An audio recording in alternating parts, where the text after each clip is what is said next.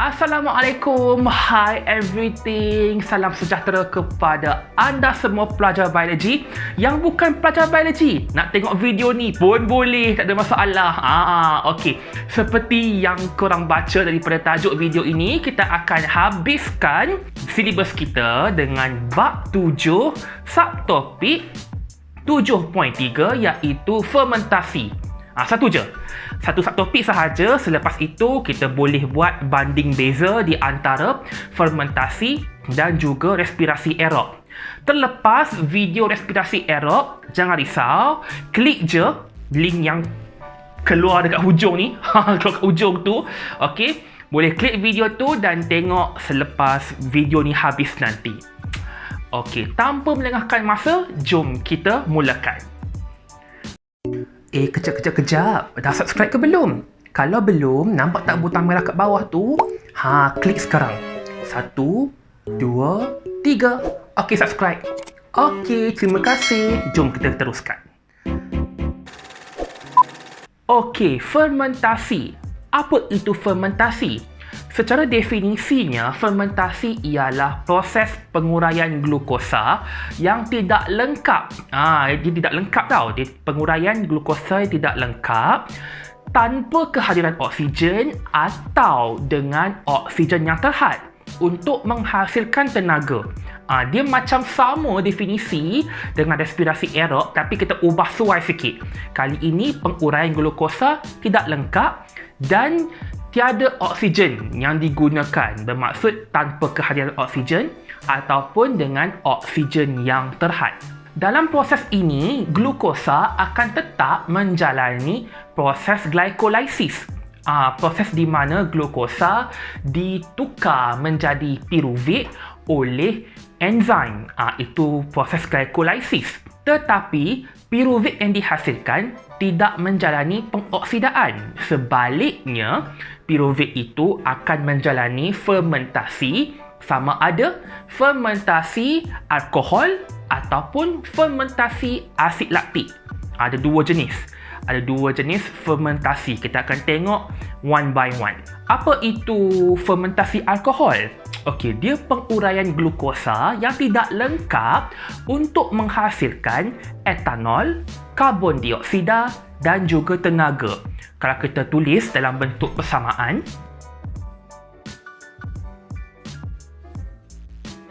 dalam perkataan sebegini, ke atas ni, glukosa diurai tidak lengkap menghasilkan etanol, karbon dioksida dan juga tenaga. Tetapi nama proses ini ialah fermentasi alkohol. Okey, sebenarnya etanol itulah, dalam kes ini alkohol itu ialah etanol lah. So basically, contohnya propanol, butanol, metanol, apa sahaja perkataan yang ada ol kat hujung, itu ialah jenis-jenis alkohol. Itu korang akan belajar dalam kimia, topik tingkatan 5 rasanya. Sebatian karbon. Tak silap saya lah. Antara contoh di mana berlakunya fermentasi, salah satunya ialah yeast. Yeast, kita tahu kan yeast kan? Okey, yeast digunakan dalam pembuatan beer dan juga wine. Basically, minuman beralkohol lah dalam pembuatan beer dan wine. Contohnya, kita ambil wine lah, contoh paling senang. Okey, yeast akan dimasukkan ke dalam jus anggur. Wine dihasilkan daripada jus anggur. Tetapi, jus anggur itu akan diletakkan yeast supaya yeast itu dapat menjalani fermentasi.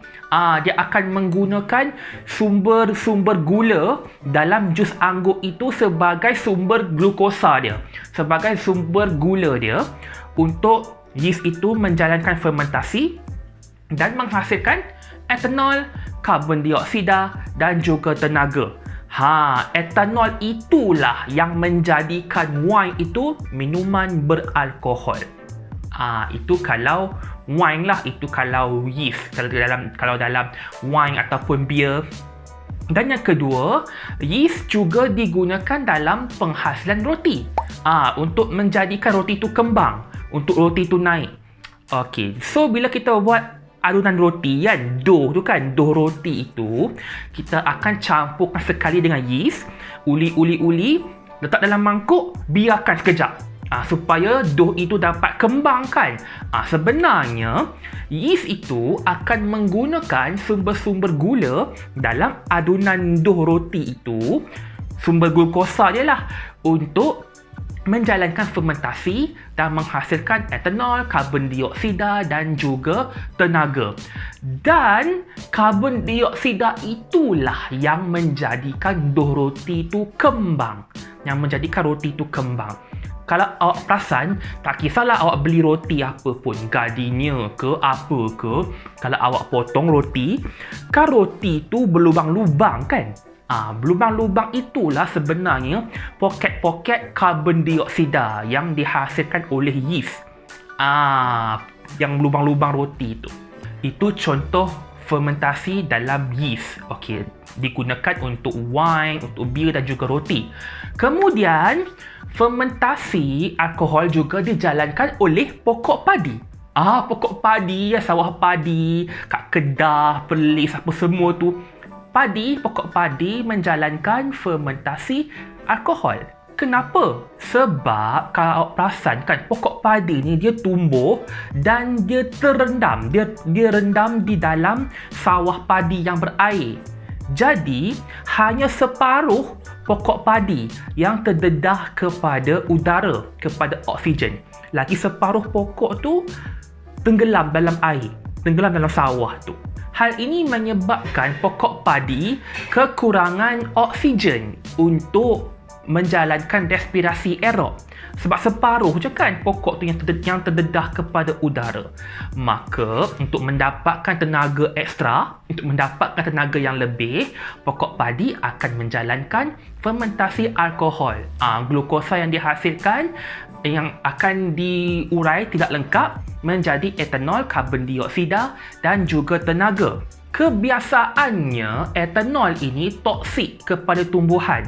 Kalau kita letak etanol sikit je dekat mana-mana pokok tu mati. Tapi pokok padi ini mempunyai ketahanan yang tinggi terhadap paras kandungan etanol yang tertentu. Dia macam tahan kalau ada etanol dalam pokok tu, dan pokok padi tu dia tahan. Sel pokok padi ni tahan dengan etanol. Dan pokok padi boleh menghasilkan enzim alkohol dehydrogenase. Okey.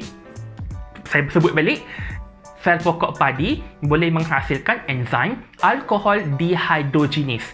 Basically, enzim alkohol dehydrogenase akan menguraikan etanol yang toksik ini untuk menjadi karbon dioksida yang tidak toksik. Sebab ialah kita tahu bahawa pokok padi ni dia tahan dengan etanol, tapi kalau banyak sangat etanol dalam pokok padi, lama-lama pokok padi tu mati juga. Dia tahan etanol, tapi lama-kelamaan dia kena buang juga etanol itu. Bagaimana nak singkirkan etanol itu? Sel pokok padi akan menghasilkan enzim alkohol dehydrogenase. Kemudian, daripada fermentasi alkohol, kita beralih pula kepada fermentasi asid laktik. Basically, lebih kurang je, cumanya penguraian glukosa yang tidak lengkap untuk menghasilkan asid laktik dan juga tenaga. Itu basically dia punya definisi lah. Kalau kita tulis dalam bentuk persamaan, so basically kalau kita tulis dalam bentuk persamaan perkataan, glukosa itu tidak akan diurai dengan lengkap, okey, separa je, penguraiannya separa, dan akan menghasilkan asid laktik dan juga tenaga. Kalau fermentasi alkohol, dia menghasilkan alkohol dalam bentuk etanol. Kalau fermentasi asid laktik, menghasilkan asid laktik. Mudah. Okey, jadi apa contoh-contoh lokasi di mana berlakunya fermentasi asid laktik ini? Okey, contoh yang pertama ialah bakteria Lactobacillus. Okey, so basically Lactobacillus ni adalah sekumpulan bakteria. Dia ada banyak spesies lah. Lactobacillus ni ada banyak spesies. Dan lactobacillus digunakan dalam penghasilan yogurt dan juga dadih. Yogurt dengan dadih menggunakan bakteria lactobacillus. Yogurt dengan dadih kan dibuat daripada susu kan. Jadi susu itu kita akan letakkan bakteria lactobacillus. Kita letakkan bakteria dan bakteria lactobacillus itu akan menjalankan fermentasi asid laktik menggunakan laktosa. Dia menggunakan laktosa iaitu gula dalam susu kan. Laktosa kalau awak ingat balik bab 4, laktosa ialah sejenis gula. Sejenis gula yang terdapat dalam susu. Laktosa itu akan digunakan oleh bakteria lactobacillus dalam fermentasi asid laktik. Jadi dia akan menghasilkan asid laktik dan juga tenaga. Asid laktik yang terhasil itu dia akan menggumpalkan protein-protein susu iaitu kesin. Kesin itu ialah protein susu lah. Dia akan menggumpalkan kesin untuk membentuk macam pepejal yang kita boleh dapat dalam yogurt dan juga dadih. Itu kalau asid laktik lactobacillus. Dan asid laktik yang dihasilkan juga itu oleh lactobacillus juga memberikan rasa masam kepada yogurt. Yogurt kan kalau awak makan yogurt kan rasa macam masam sikit kan. Itu disebabkan oleh asid laktik. Nama pun asid. Nama pun asid. Kalau awak ingat balik, asid, salah satu sifat asid ialah berasa masam. Sebab inilah kenapa yogurt masam, sebab adanya asid laktik yang dihasilkan oleh bakteria lactobacillus. Itu kalau fermentasi asid laktik oleh lactobacillus. Contoh yang kedua, tadi lactobacillus kan. Contoh yang kedua, fermentasi asid laktik dijalankan oleh sel otot manusia. Sel otot manusia. Ya, betul.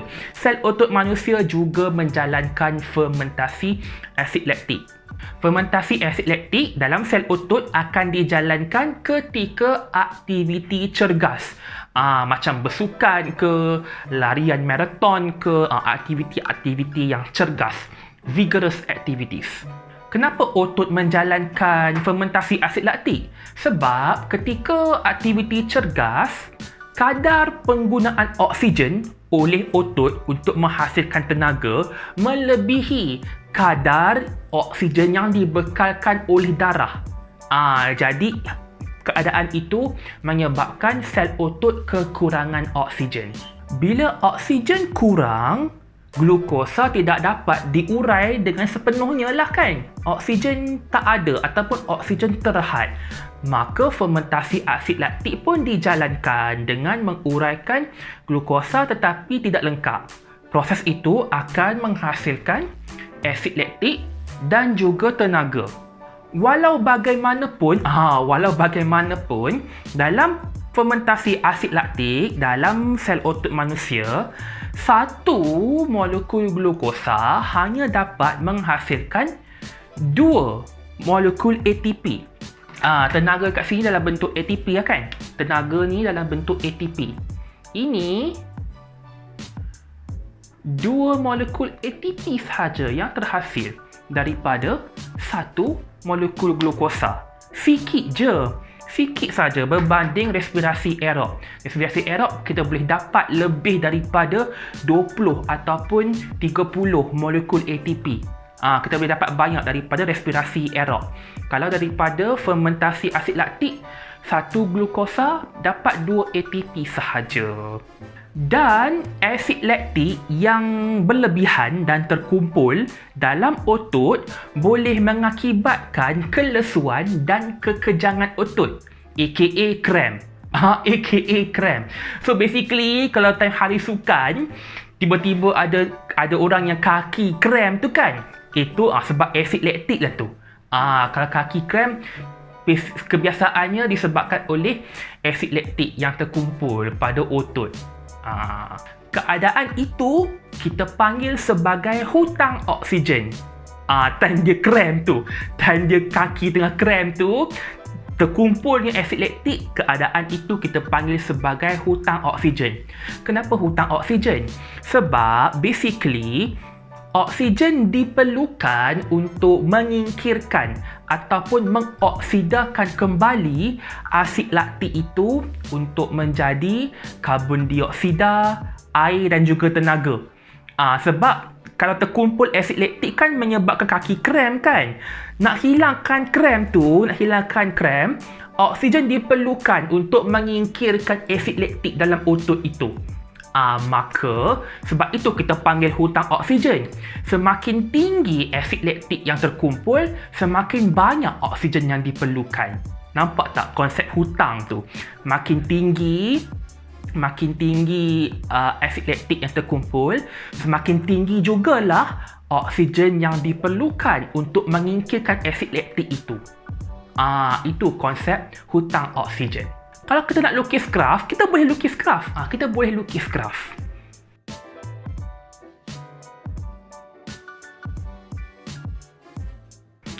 Okay, so basically saya dah lukis kat sini.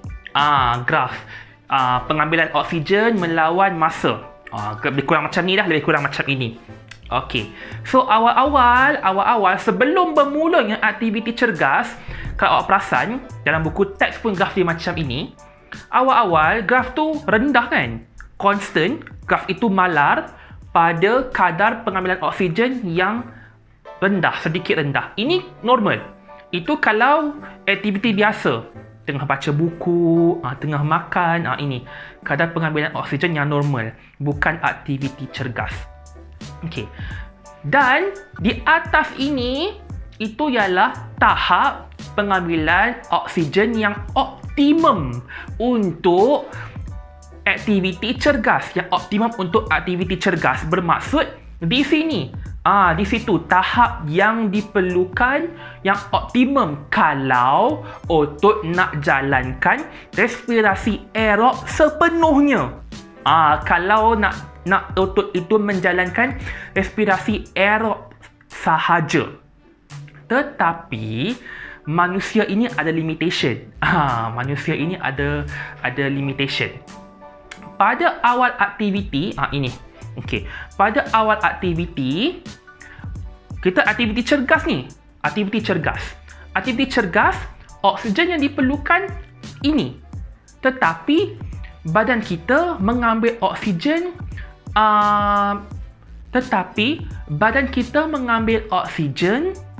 dengan perlahan. Dia tak mendadak. Dia bukan tiba-tiba zoom naik. Dia naik perlahan macam ini. Maka di sini ruang ini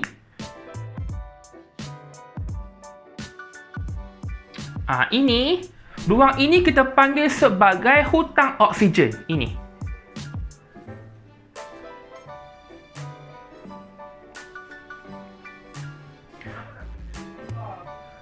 Kenapa ruang itu dipanggil sebagai hutang oksigen? Sebab pada awal aktiviti sepatutnya ini level oksigen yang diperlukan oleh otot. Tetapi badan kita, paru-paru kita hanya dapat menyedut dengan perlahan. Dia tak dapat memberikan kandungan oksigen yang mencukupi untuk respirasi aerob. Maka di sini kita panggil sebagai hutang oksigen. Sebab pada ketika ini fermentasi asid laktik sedang dijalankan oleh otot. Sebab oksigen tak mencukupi. Sepatutnya sini. Tapi yang dibekalkan oleh darah dan juga pernafasan kita meningkat perlahan-lahan. Tak sampai pun dekat tahap yang optimum itu. Maka pada ketika ini otot sedang menjalankan fermentasi asid laktik. Setelah aktiviti cergas terhenti, kita stop lakukan aktiviti cergas, stop main bola ke, ataupun kita sampai dekat penamat tarian maraton ke. Okay, so basically lepas kita stop jalankan aktiviti cergas. Otot tidak lagi memerlukan tenaga yang berlebihan. Maka kadar oksigen yang diperlukan kembali normal. Tetapi jantung kita masih berdegup dengan kencang. Pernafasan kita masih laju dan perlahan-lahan dia berkurang lah. Lama kelamaan dia akan berkurang. Tapi pada awal-awal tu, awak stop lari, awal-awal awak stop je main bola, pernafasan masih laju. Dia masih laju. Kenapa? Badan kita cuba mengambil oksigen yang berlebihan untuk menguraikan ataupun mengoksidakan kembali asid laktik yang terhasil tu. Kan tadi kita dah cakap kan, asid laktik ini kalau dibiarkan akan menyebabkan kelesuan, akan menyebabkan kekejangan otot. Maka pada akhir aktiviti itu, oksigen akan diambil secara berlebihan. Kita masih bernafas dengan laju dan lama kelamaan baru dia berkurang. Sebab kita sedang mengambil oksigen yang lebih untuk menyingkirkan asid laktik itu. Nak digambarkan dalam graf pun boleh. Kita nak gambarkan dalam graf. Ini akhir aktiviti kan? Okey, saya lukis selepas akhir aktiviti itu.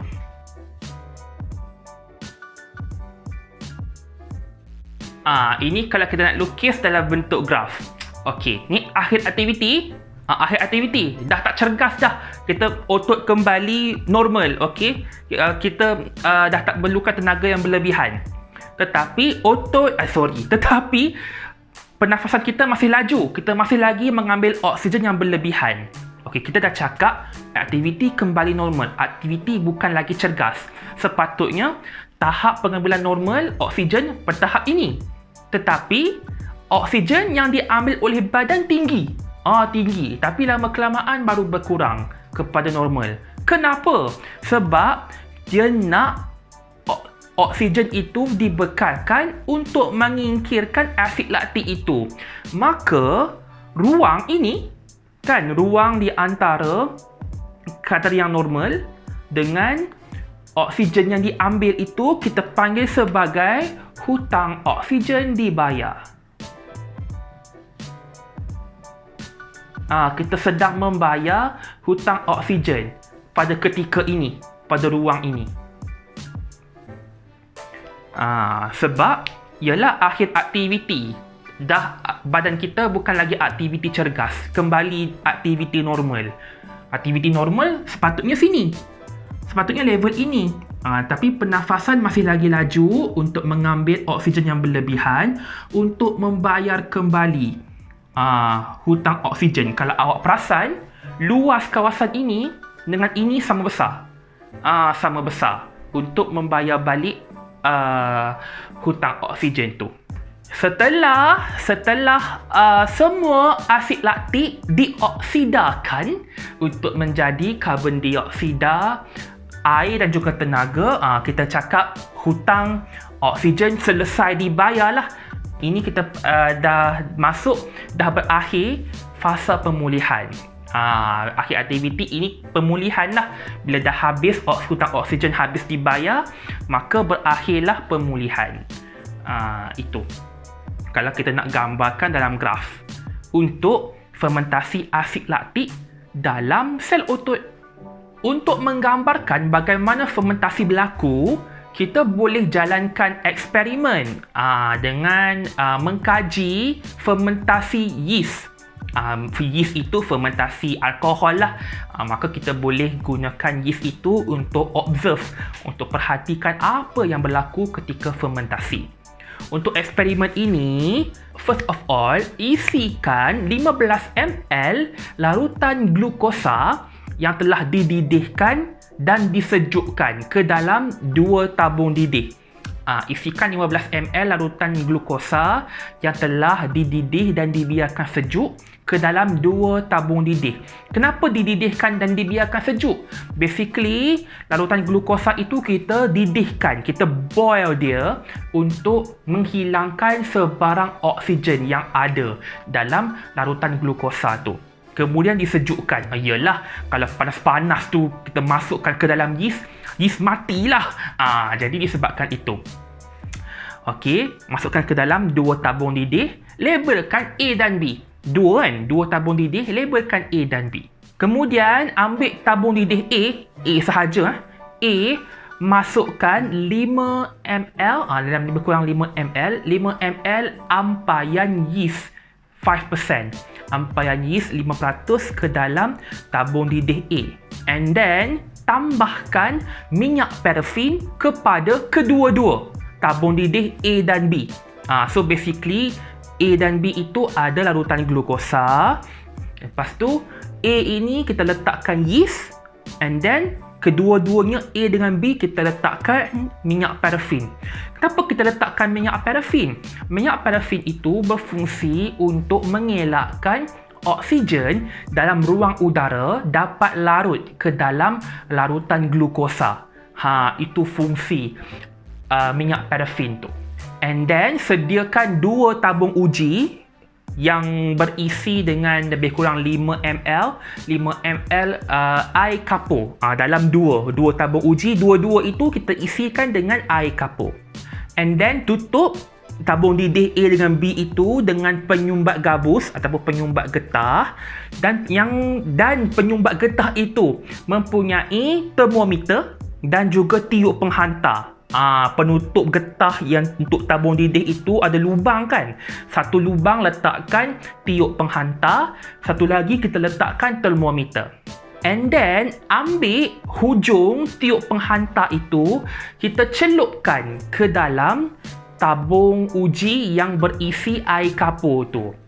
So basically, tabung didih A ada air kapur, tabung didih B pun ada air kapur yang tersendiri. Sama-sama asing.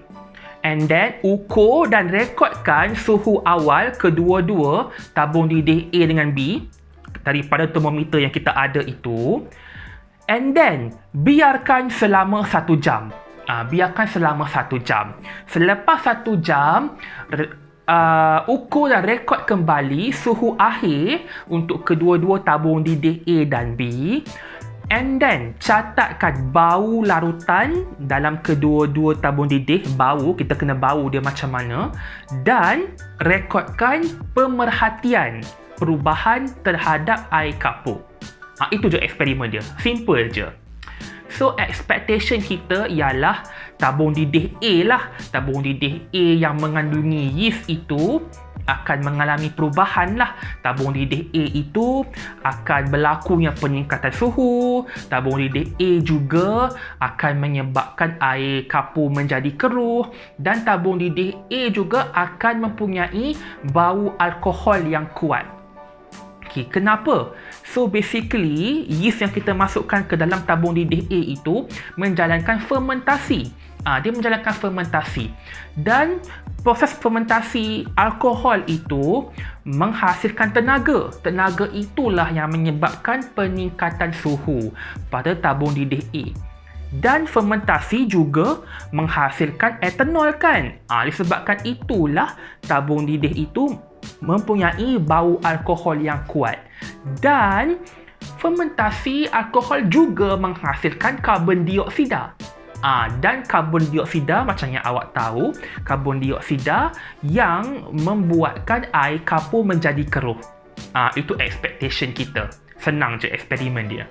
Last but not least, sekarang kita dah belajar kedua-dua respirasi aerob dengan fermentasi, maka kita boleh buat banding beza, compare and contrast di antara respirasi aerob dengan fermentasi. Seperti ini. Okey, seperti table di sebelah saya ini. Okey. Kalau soalan minta banding beza, awak kena bagi dua-dua, persamaan dengan perbezaan. Tak boleh bagi perbezaan sahaja, tak boleh bagi persamaan sahaja. Sebab basically, memang skema memang akan minta kedua-dua, persamaan dengan perbezaan. So, antara persamaan dia ialah kedua-dua respirasi aerob dengan fermentasi menguraikan glukosa untuk mendapatkan tenaga, dan tenaga yang terhasil adalah dalam bentuk ATP, dan kedua-dua proses bermula dengan glycolysis, dan kedua-dua proses bermula di sitoplasma. Itu antara persamaan dia. Perbezaan dia, macam yang awak dapat tengok, antara perbezaannya dari segi penguraian glukosa, dalam respirasi aerob penguraian yang lengkap, tapi kalau dalam fermentasi penguraian yang tidak lengkap.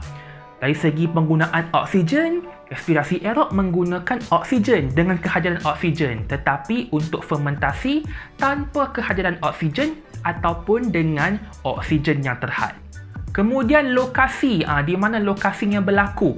Respirasi aerob berlaku di sitoplasma dan mitokondrion, tetapi untuk fermentasi dalam sitoplasma sahaja, tak melibatkan mitokondrion.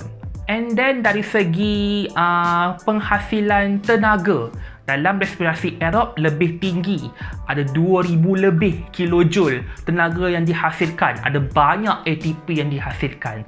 Tetapi dalam fermentasi, sedikit sahaja tenaga yang dihasilkan, lebih sedikit dalam fermentasi, lebih kurang 100 lebih ataupun 200 lebih kilojoule sahaja. Itu antara persamaan dengan perbezaannya lah. Kalau yang mana saya tak sempat sebut itu, pause sekejap. Okey, dah pause. Pause sekejap. Salin table ini. Basically sama je dengan table dalam buku teks itu. Cuma saya buat balik table ini untuk diletakkan dekat sebelah ni. Jadi dah habis banding beza di antara respirasi aerob dengan fermentasi, maka selesai untuk bab 7. Selesai untuk bab 7 biologi tingkatan 4. Seperti biasa, saya akan tinggalkan dengan kuis latihan kefahaman dalam ruangan description di bawah. Di bawah cek di situ untuk link, dan kita akan berjumpa lagi dalam video yang akan datang untuk bab 8. Untuk video-video yang lain daripada channel ini, boleh klik di sebelah sini. Dan untuk yang belum subscribe lagi, subscribe dengan klik di sebelah sini. Kita jumpa lagi dalam video yang akan datang. Terima kasih kerana menonton. Bye-bye. Assalamualaikum.